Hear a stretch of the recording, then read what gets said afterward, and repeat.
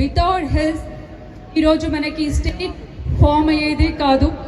He's a Mahatma Gandhi for our state. Really we have to be proud for our state. అలాగే తెలంగాణ స్టేట్లో మన KCR sir గురించి చెప్పాలంటే, సో మ్యామ్ అదే అన్నారు, కొంచెం వ్యూ ఆఫ్ పొలిటికల్గా 2 words చెప్పని. సో ప్రత్యేకంగా నేను ఒక 2 wordsలో I just would like to close it.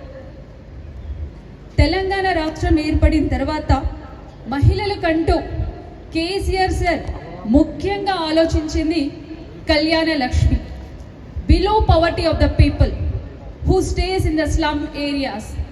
బస్తీలలో ఉండే పేద మహిళలకి వాళ్ళొక ఆడపిల్లలకి పెళ్ళిళ్ళు చేయాలన్నప్పటికీ గవర్నమెంట్ నుంచి 1,116 రూపాయలు చెక్ వాళ్ళ పెళ్ళికి అందించడం జరిగింది. అది ఒక నిజంగా గర్వించదగిన ఒక మంచి పథకం.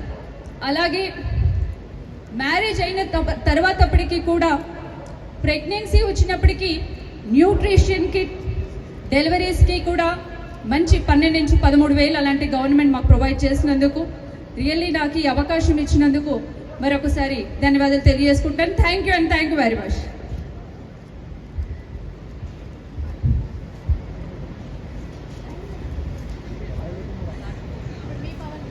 అందరికీ నమస్కారం. ఈరోజు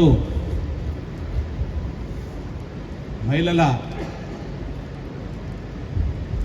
ప్రోగ్రాం, ఇది క్వీన్ ఆఫ్ తెలంగాణ ప్రోగ్రాంకి ఇచ్చేసిన జడ్జెస్కి ఇచ్చేసిన పెద్దలకు, అలాగే మా ప్రియ మేడం గారికి, వాళ్ళ మిత్ర బృందానికి, మహిళా సోదరులందరికీ పేరు పేరున హృదయపూర్వక నమస్కారం తెలియజేస్తూ, నన్ను ఇంత చక్కటి ప్రోగ్రాంకి ఆహ్వానించినందుకు మీ అందరికీ పేరు పేరున కృతజ్ఞత తెలియజేస్తున్నాను.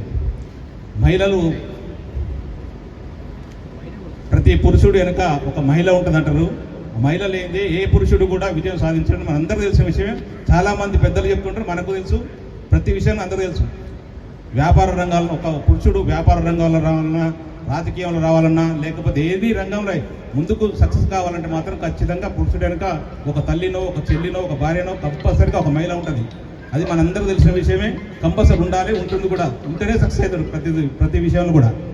అలాగే మన ప్రతి మహిళలో ఏదో ఒక టాలెంట్ ఉంటుంది.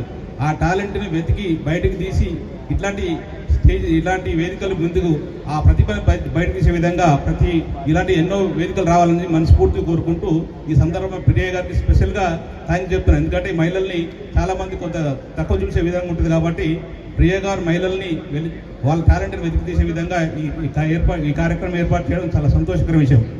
అలాగే మహిళల్ని మన భారతదేశంలో ఎప్పుడు తక్కువ అంచనా వేయరు. భారతదేశంలో పురుషుడితో సమానంగా మహిళలకు అవకాశం ఉంటుంది. ఎందుకంటే భారతదేశ